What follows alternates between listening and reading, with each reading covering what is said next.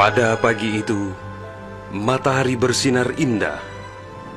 Anak manusia baru saja memulai rutinitas sehari-hari. Para nelayan berada di laut lepas. Kaum ibu sedang sibuk di dapur.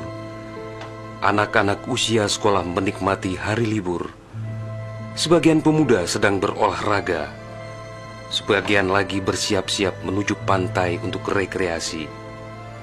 Para buruh bangunan sedang bekerja. Suasana pasar hiruk-pikuk dengan berbagai transaksi. Burung-burung baru saja meninggalkan sarang.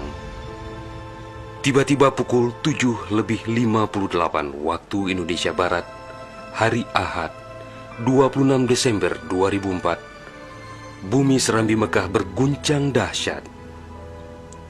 Guncangan gempa pada 8,9 skala Richter itu berlangsung puluhan menit tanpa henti.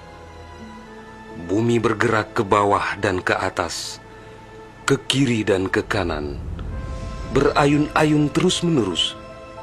Orang-orang berlari keluar rumah, berkumpul di jalan-jalan dan lapangan terbuka. Mereka seperti berada dalam tampi. Kepala terasa pusing, sehingga banyak yang terjerembab ke bumi. Suara azan Allahu Akbar berkumandang dari menara-menara masjid dan menasa. Suara zikir pun membahana di mana-mana. Jutaan mulut manusia melafazkan asma Allah dan Rasulullah secara terus-menerus. La ilaha illallah, Muhammadar Rasulullah.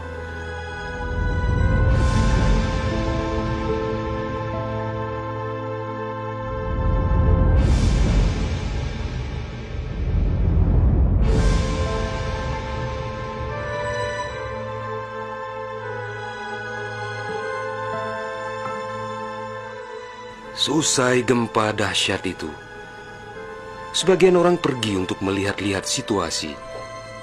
Karena terbetik kabar bahwa di tempat tertentu ada bangunan yang rubuh, ada tanah yang terbelah, dan ada pula rumah yang ditelan bumi.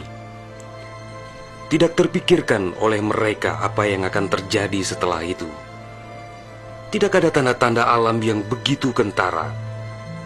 Tidak ada yang mampu menafsirkan dan menduga sebentar lagi akan terjadi bencana maha dahsyat yang meluluh lantakkan permukiman penduduk sepanjang pesisir Aceh.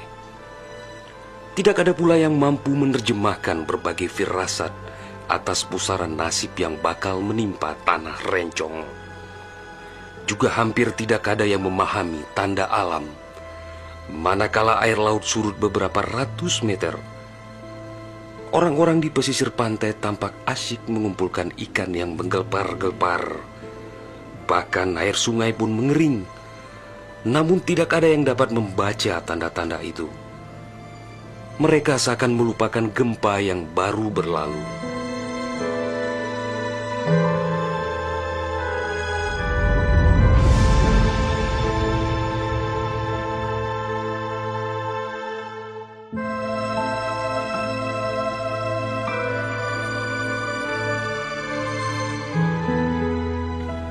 Di berbagai tempat, orang-orang sibuk memperbincangkan gempa sangat dahsyat itu yang belum pernah mereka alami. Namun tak lama kemudian orang-orang mendengar bunyi dentuman sangat keras, disusul suara gemuruh dari arah laut. Bunyi dentuman itu terdengar sepanjang pesisir Aceh Besar, Banda Aceh, Aceh Jaya, Aceh Barat dan Nagan Raya. Orang-orang mengira itu adalah bunyi bom. Memang sebelumnya sering terdengar bunyi bom yang menghiasi kehidupan orang Aceh ketika itu, karena Aceh dalam situasi konflik bersenjata. Orang-orang pun bertanya dalam hati, mengapa masih ada pihak yang tega berperang dalam suasana yang begitu menakutkan?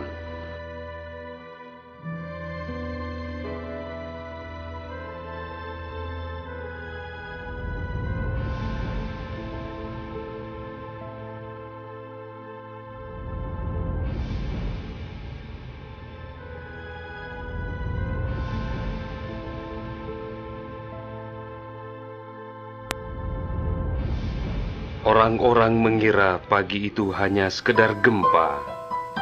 Mereka sama sekali tidak menduga bahwa bunyi dentuman keras tersebut adalah akibat patahan lempengan bumi yang berpusat di Samudra Indonesia, sekitar 149 km sebelah selatan Calang, Aceh Jaya. Dan itulah penyebab gempa.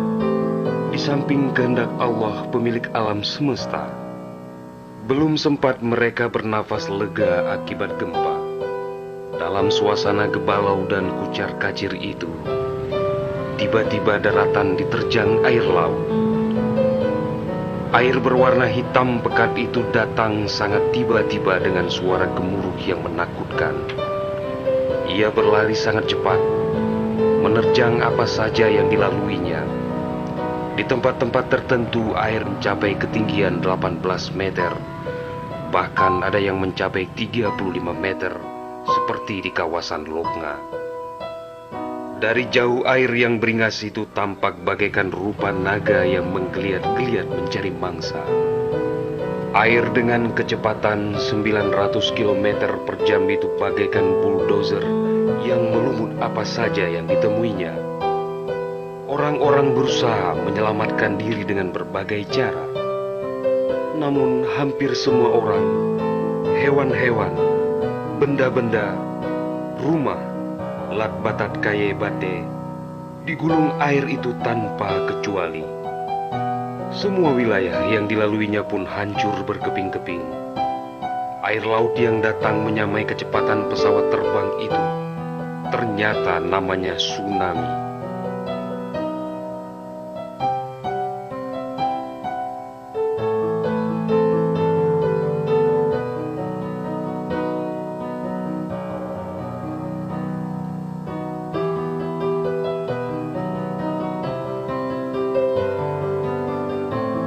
Kekuatannya memang luar biasa. Kapal apung PLN yang diparkir di perairan Ulelu, Banda Aceh, digelandang tsunami sampai 3 km ke darat.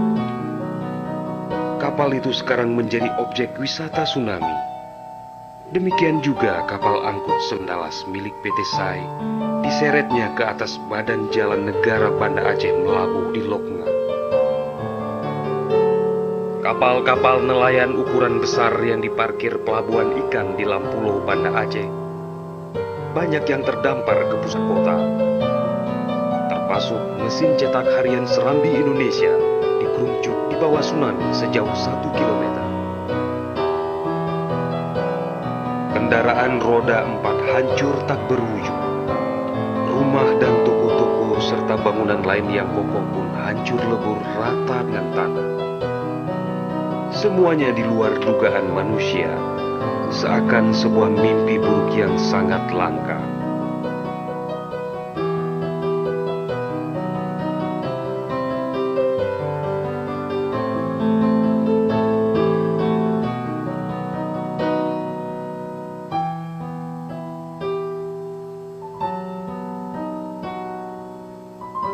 Setelah kira-kira 15 menit air laut itu beraksi, suasana pesisir Aceh pun lengang, sunyi, sepi, senyap, dan hening yang tak bisa dilukiskan dengan kata-kata.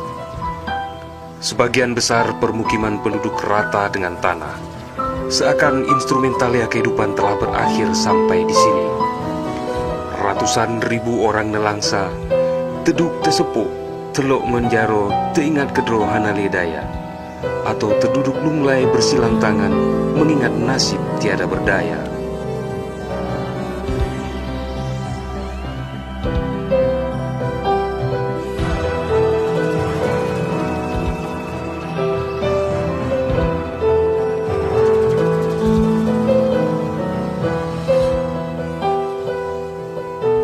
Tsunami yang diakibatkan gempa tektonik itu juga melanda Malaysia, Thailand,